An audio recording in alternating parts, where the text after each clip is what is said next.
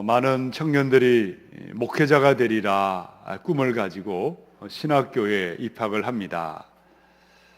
더 열심히 기도하고 더 열심히 말씀을 보고 그래서 더 주님을 사랑하리라. 그 마음을 가지고 신학교에 입학을 하지만 신학교를 다니며 발을 내딛는 순간 그 꿈은 산산이 부서지기 시작합니다. 학교에 가면 무슨 말을 듣게 됩니까? 아직도 동정녀의 탄생을 믿는 분이세요? 아직도 기적이 지금도 일어나고 있다고 믿고 있으세요? 성경에는 하나님의 말씀도 있고 인간의 말도 있는데 당신은 이 말씀이 정말 하나님의 말씀이라고 믿고 있습니까? 말씀을 그대로 믿고 기적을 믿는 사람, 천지의 창조를 믿고 부활을 믿는 사람을 수준 낮은 사람으로 쳐다보고 있습니다. 그나마 우리나라는 형편이 나은 편입니다. 미국이나 유럽에 있는 신학교에 가시면 불교를 믿는 사람, 이슬람교의 신자들, 여러 종교의 사람들이 함께 섞여서 신학교에서 공부를 하고 있습니다. 여기서 예수님이 유일한 하나님이시고 길이요, 진리요, 생명이라는 것을 주장하고 선포하면 논문을 쓸 수도 없고 졸업장을 받기는 너무도 불가능에 가깝습니다.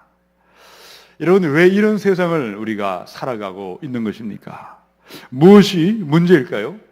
어디서부터 어긋나기 시작했습니까? 사도행전의 19장 2절에 너희가 믿을 때에 성령을 받았느냐? 이르되 아니라 우리는 성령이 계심도 듣지 못하였느라. 여러분, 성령이 없는 예배는 죽어있는 예배입니다. 성령이 없는 신앙은 죽은 신앙입니다. 성령님이 없는 교회는 죽어있는 교회입니다. 껍데기는 있습니다. 모양도 있고 형식도 있고 목회자도 있습니다. 그러나 가장 중요한 성령님, 예수의 영이 거하시지 않습니다. 예배는 드리고는 있으나 감동이 없습니다. 눈물이 없습니다. 걱정거심은 떠날 날이 없습니다. 기도의 비밀을 깨닫지 못하고 힘들고 피곤하게 신앙생활을 흉내내고만 있을 뿐입니다. 자, 그런데 오늘 요한복음의 14장에서 예수님이 성령이 오시리라. 성령이 오셔서 걱정건심은 사라질 것이요 기도의 능력이 나타날 것이요 나보다 더 큰 일을 하리라고 말씀하셨습니다. 약속의 성령님, 말씀하신 성령이 오순절 날에 마가의 다락방에 불처럼 임하시고 바람처럼 임하셨습니다. 이 시간 성령님이 우리 가운데 동일하게 임하셔서 걱정건심이 사라지며 기도의 능력이 나타나며 주의 영광으로 충만하셔야 하겠습니다. 성령님은 어떤 분이십니까? 성령의 충만을 받아 하나님의 영광을 나타내는 사람들은 어떠한 사람들입니까? 우리 말씀을 함께 보겠습니다. 첫 번째 16절입니다. 같이 읽습니다. 시작. 내가 아버지께 구하겠으니 그가 또 다른 보혜사를 너희에게 주사 영원토록 너희와 함께 있게 하리니. 요한복음 14장은요 다락방 강화 또는 다락방의 메시지라고 이야기합니다. 예수님이 십자가를 지시기 전에 마지막으로 남기신 최후의 말씀이었습니다. 예수님은 두려워하고 떨고 있던 제자들에게 너희는 마음에 근심하지 말라 평안을 말씀하셨습니다. 나를 본 자는 아버지를 보았고 나를 믿는 자는 나보다 더 큰 일을 하리라. 그리고 그 비밀은 기도에 있다는 것을 말씀하셨습니다. 13절에서 14절을 보니까 너희가 내 이름으로 무엇이든지 구하면 내가 그대로 시행하리라고 말씀하셨습니다. 자, 16절은요 우리 예수님이 기도를 가르쳐 주시면서 예수님 자신의 기도를 그들에게 말씀하신 것입니다. 여러분, 예수님이 무엇을 위해 기도하셨습니까? 내가 아버지께 구하고 기도할 것은 하나님이 또 다른 보혜사를 너희에게 보내사 너희와 영원히 함께 있도록 기도하리라. 성령이 오실 것이고 성령이면 너희와 영원히 함께 할 것이고 영원토록 너희를 도와주리라고 말씀하셨습니다. 여러분, 16절에 보니까요 또 다른 보혜사라는 말이 있죠. 이 보혜사란 말은 파라클레토스는요, 필요를 하는 사람의 옆에 서서 도와주시고 붙들어 주시고 강건하게 하시는 분을 보혜사라고 말씀합니다. 예수님이 보혜사로 오셨습니다. 예수님을 부르는 자마다 구원을 베푸시고 은혜를 베풀어 주셨고 자비를 베풀어 주셨습니다.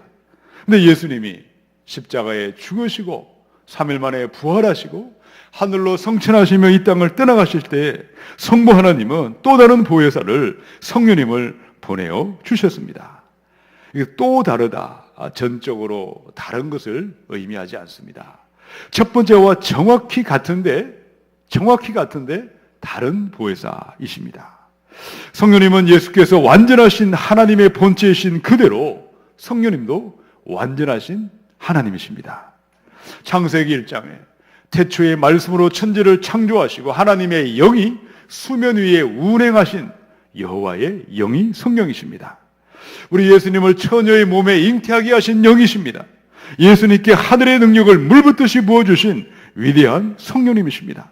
우리 예수님을 무덤에서 일으키신 부활의 성령님이시고 교회마다 생명을 불어넣으시고 말씀을 믿게 하고 예수님만 높여주시는 그리스도의 영이 성령이신 줄로 믿습니다. 자, 17절을 함께 읽습니다. 시작.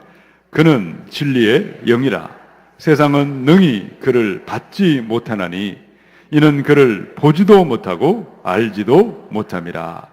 그러나 너희는 그를 아나니 그는 너희와 함께 거하심이요 또 너희 속에 계시겠습니다. 아멘. 세상 사람들은요, 진리의 성령님을 깨달을 수가 없습니다. 알 길이 없다는 거죠. 성령을 어리석다고 생각하고 성령을 인정하려고 하지 않습니다. 그러나 성령의 사람들은 성령님을 인정하고 성령님을 환영하고 늘 성령님과 동행하고 있습니다. 보혜사 성령님이 말씀하신 그대로 우리를 도와주시고 붙들어 주시고 강건하게 인도해 주십니다. 누가복음의 11장 13절입니다. 너희가 악할지라도 좋은 것을 자식에게 줄 알거든 하물며 너희 하늘아버지께서 구하는 자에게 무엇을 주십니까? 성령을 주시지 않겠느냐. 우리 예수님이 성령을 구하라, 성령을 갈망하라, 성령을 위하여 기도하라, 성령님이 너희를 도와주시고 붙들어 주시고 강건케 하시리라고 약속해 주셨습니다.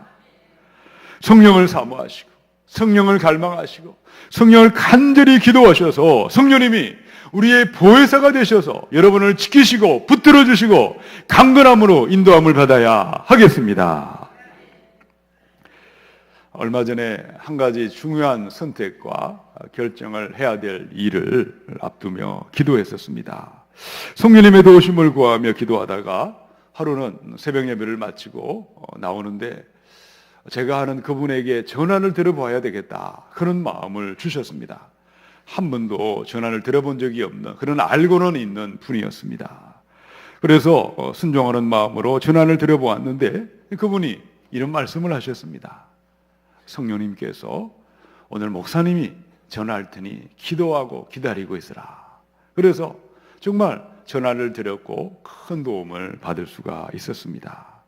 여러분, 지금도 성령님은 살아계시고 연약한 사람들을 도와주시고 구하는 자, 기도하는 자들의 마음과 마음에 동일하게 역사하셔서 커다란 장애물을 넘어가도록 도와주시는 보혜사이신 줄로 믿습니다. 이 보혜사 성령님, 내 안에 거하시고 영원히 나를 도와주시는 성령님은 지금도 여러분과 함께하고 계십니다. 누구에게, 어떤 사람에게 성령님이 도와주시고 인도해 주십니까? 성령님이 계심을 믿어야 하겠습니다. 성령님을 믿지도 아니하는데 도와줄 수가 없다는 것이죠. 성령님이 계심을 믿고 기도하는 사람, 구하는 자들을 반드시 도와주시고 반드시 붙들어 주시는 줄로 믿습니다. 제가 사는 아파트에 경비실이 있습니다. 두 분의 경비원이 계시는데요, 가끔 반찬과 음식을 나누어 드릴 때가 있습니다. 한 분에게는 음식을 가져다 드리면 감사합니다, 잘 먹겠습니다, 음식을 주는 저희도 마음이 기쁘고 즐거운 마음으로 음식을 나누고 있습니다. 그런데 다른 경비원은요, 왜 음식을 가져다 줍니까? 이런 거 주지 마세요. 저는 경비실에 갈 때 누가 있나 한 번씩 살펴본 다음에 그제야 음식을 나누어 주고 있습니다. 여러분, 성령님도 마찬가지가 아니겠습니까? 성령님을 구하는 사람, 성령님을 환영하고 기도하는 자들에게 도와주시고 붙들어 주시고 강건하게 세워주십니다. 그러나 성령님이 계심을 믿지도 않고 원하지도 않습니다. 구하지도 않고 성령을 인정하지 아니한 자에게 성령님은 도와주고 싶어도 도와주실 수가 없으신 것입니다. 많은 성도님들을 보면 너무나 안타깝게 신앙생활 하시는 분들을 만나볼 수 있습니다. 머릿속에 회로가 빙빙빙빙 얼마나 열심히 돌아가는지 모릅니다. 많은 생각들이 꼬리에 꼬리를 물고 수많은 생각들이 가득 차 있습니다. 기도하면 길이 열리는 것이고 기도하면 성령님이 언제든지 도와주시고 보혜사가 옆에 계시는데 기도할 마음을 먹지 않습니다. 기도의 능력을 믿지 않습니다. 성령을 근심하게 하고 성령을 소멸하게 하고 있는 것입니다. 사랑하는 성도 여러분, 성령님이 계십니다. 성령님이 오셨습니다. 여러분을 도와주시기 위하여 언제나 옆에 서서 보혜사가 되어서 스탠바이하고 기다리고 계십니다. 성령님을 인정하시고 성령님을 환영하시고 성령님께 기도하며 구하심으로 말미암아 성령의 능력으로 충만하시기를 축원합니다. 우리 두 번째 18절을 읽어보십시다. 시작. 내가 너희를 고아와 같이 버려두지 아니하고 너희에게로 오리라. 우리 예수님께서 다락방에서 가룟 유다가 나를 배반할 것이다. 베드로가 3번씩이나 나를 부인할 것이다. 나는 행악자들에게 넘겨져 십자가에 죽임을 당할 것이다. 너무도 충격적이고 힘든 말씀을 선포하셨습니다. 제자들은 불안과 두려움으로 벌벌 떨고 있었습니다. 그러나 너희는 마음에 근심하지 말라. 하나님을 믿으니 또 나를 믿으라. 그리고 또 다른 보혜사를 보내주실 것이다. 너희 곁에 서서 너희를 도와주시고 붙들어 주시고 강건하게 하시는 성령님이 오실 것이라고 말씀해 주셨습니다. 자, 예수님은 이 진리의 성령에 대해서 그동안은 제자들에게 이야기하신 적이 없으셨습니다. 이제야 비로소 그들에게 성령님에 대해서 가르쳐 주셨습니다. 성령은 누구십니까? 성령은 어떤 신비로운 힘이나 능력을 의미하지 않습니다. 사람들은 성령을 힘이나 능력 정도로 생각하는 분들이 있습니다. 왜 그들이 성령을 찾고 있고 왜 성령을 구하고 기도하고 있을까요? 성령이 임하면 능력이 임하고 힘이 임하니까 나를 통해 대단한 능력과 업적이 나타나니 내 이름을 높이고 내 영광을 구하기 위해 성령을 찾는 사람들이 있습니다. 나는 당신과 다르고 나는 무언가 특별한 능력을 받았다. 자기를 높이며 자기를 자랑하는 영적인 교만에 빠질 수밖에 없는 것입니다. 그러나 성령님은 누구십니까? 성령님은 하나님이십니다. 성부 하나님과 성자 예수님과 모든 면에서 동등하신 하나님이십니다. 또한 성령님은 인격체이십니다. 몸을 가진 사람을 우리는 물건이라고 하지 않습니다. 인격이라고 말하죠. 인격은 지정의가 있습니다. 성령님은 신적인 인격을 가지고 계십니다. 우리 안에 거하시고 우리와 함께 하시며 느끼시고 그리고 인지하시고 의지를 가지신 인격이신 하나님이 성령이십니다. 자, 그러므로 18절을 보니까 내가 너희를 고아들처럼 버려두지 아니하리라. 너희를 다시 너희에게 오리라. 여러분, 죽임당한 예수님이 부활의 몸으로 그들에게 나타난 그것만을 말씀한 것이 아니었습니다. 예수님의 기도를 들으시고 하나님이 보혜사 성령님을 보내어 주실 것이고 보혜사는 영원히 너희와 함께 하셔서 너희를 고아들처럼 버려두지 아니하고 영원히 함께하리라고 말씀해 주셨습니다. 로마서 8장의 14절 15절입니다. 무릇 하나님의 영으로 인도함을 받는 사람은 곧 하나님의 아들이라. 너희는 다시 무서워하는 종의 영을 받지 아니하고 양자의 영을 받았으므로 우리가 아빠 아버지라고 부르짖느니라. 성령의 사람들은요, 언제나 성령을 의지하여 아빠 하나님께 담대히 나아가 기도하며 교제하며 사귐 가운데 있기 때문에 그 마음에 고독함과 외로움과 쓸쓸함이 임하지 않는 것입니다. 고아들처럼 내버려두지 않습니다. 언제나 아빠 하나님이 내 영의 빈 곳을 채워주시고 기쁨과 감사와 행복과 만족함으로 인도해 주시는 줄로 믿습니다. 여러분의 마음은 어떠하십니까?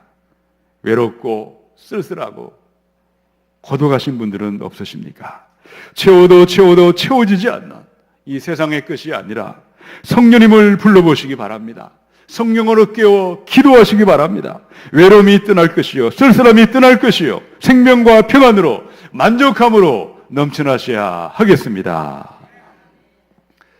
최근에 제 방에 공기청정기에 필터를 교체하는 분이 오셨습니다. 그분에게 교회 다니세요? 예수님 믿으세요? 하고 물어봤더니만 본인은 종교가 없다고 말씀하시더라고요. 그러다가 갑자기 이런 질문을 하셨습니다.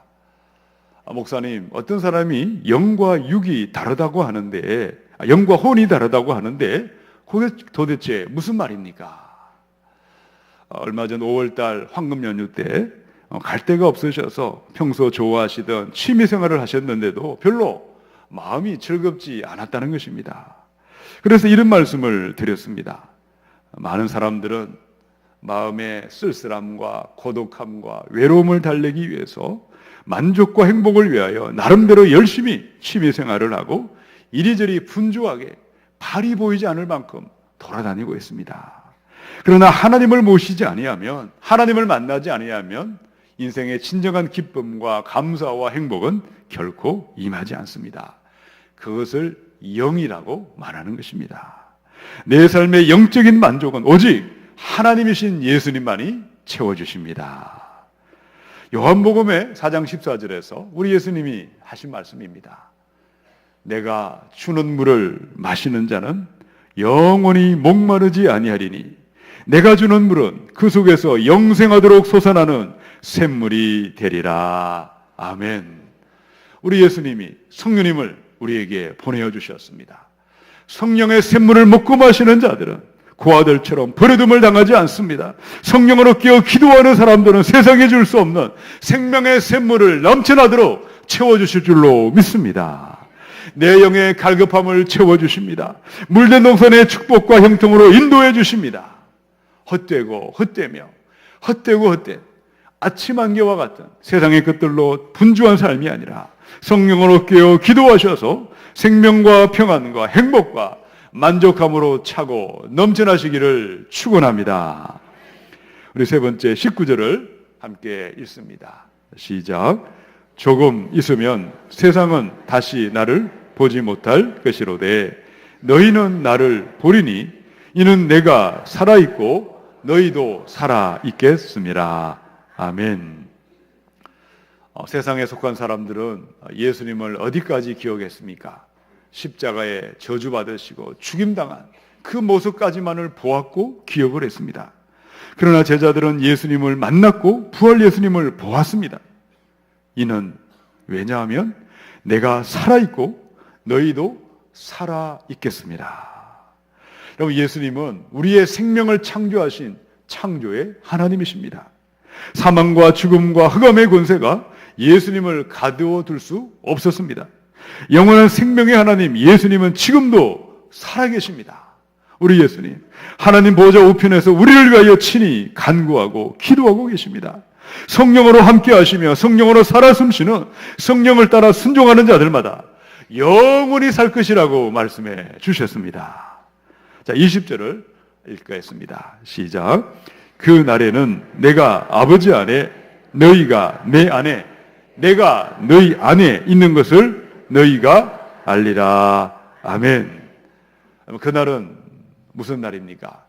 예수님이 부활하셔서 제자들을 만나는 그날을 말합니다. 또한 그날은 오순절날을 말씀하고 있습니다. 그러나 궁극적으로 그 날은 재림의 날입니다. 심판의 날을 의미하고 있습니다. 재림의 날, 예수 그리스도는 반드시 다시 오십니다. 보이는 이 땅의 것만을 쳐다보고 살았다면, 육신을 따라 살았고 욕망을 따라 살았고 쾌락을 따라 살았던 자들마다 재림의 그날은 심판의 날이요 두렵고 떨리는 멸망의 날이 되어 찾아올 것입니다. 그러나 내가 살아있고 너희도 살아있겠습니다. 하나님의 영을 따라 성령으로 살아 숨쉬는 사람들, 영혼을 준비하며 영혼을 바라보며 영혼을 위하여 순종하며 살았던 사람들은 심판의 날은 축제의 날입니다. 잔치를 벌이는 날이고 위대한 상급과 보상과 축복의 날이 되어 임할 줄로 믿으시기 바랍니다. 마태복음의 12장 36절입니다. 내가 너희에게 이르노니 사람이 무슨 무익한 말을 하든지 심판날에 이에 대하여 신문을 받으리라. 로마서 2장의 6절로 8절입니다. 하나님께서 각 사람에게 그 행한 대로 보응하시되 참고 선을 행하며 영광과 존귀와 썩지 아니함을 구하는 자에게는 영생으로 하시고 오직 당을 지어 진리를 따르지 아니하고 불의를 따르는 자에게는 진노와 분노로 하시리라. 재림의 날이 되면 인간들의 운명은 살아있을 때 어떻게 살았느냐, 이 땅의 삶이 영원한 삶을 결정짓게 되어 있습니다. 자기를 위해 육체를 위해 육신을 심는 사람, 육체로부터 썩어질 것을 거둘 수밖에 없습니다.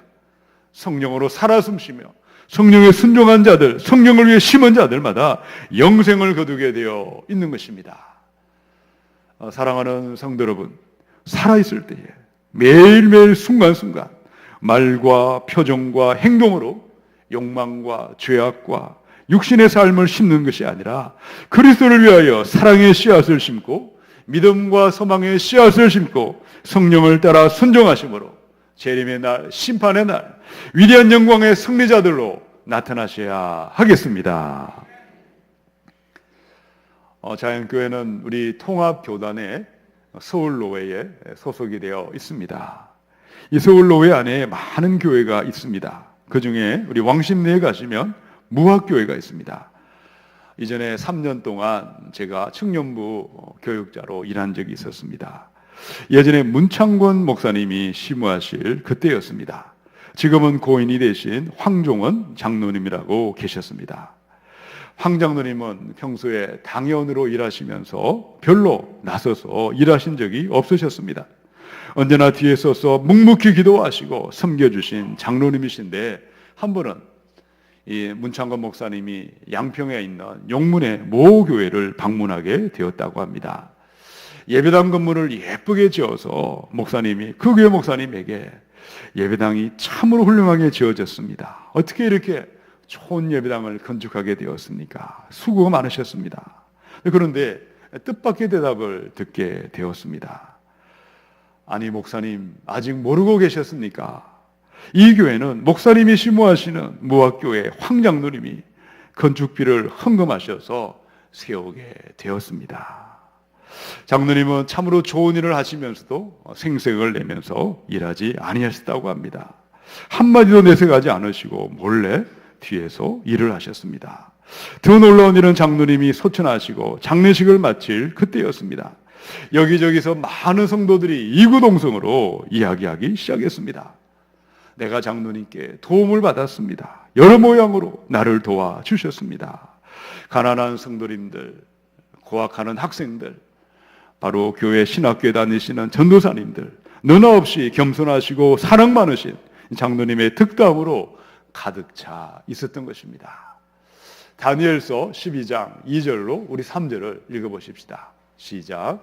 땅의 티끌 가운데에서 자는 자 중에서 많은 사람이 깨어나 영생을 받는 자도 있겠고 수치를 당하여서 영원히 부끄러움을 당할 자도 있을 것이며 지혜 있는 자는 궁창의 빛과 같이 빛날 것이요 많은 사람을 옳은 대로 돌아오게 한 자는 별과 같이 영원토록 빛나리라. 아멘.